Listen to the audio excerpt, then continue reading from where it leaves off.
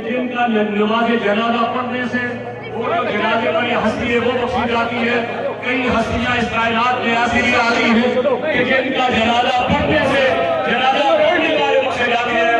मैं आप लोगों को वसूल से कहता हूँ कि आप हज़रात इस मोहब्बत के साथ, इस प्यार के साथ, जिससे के साथ आप समय बनाएंगे, आप इंशाअल्लाह आज का जनाजा हमारा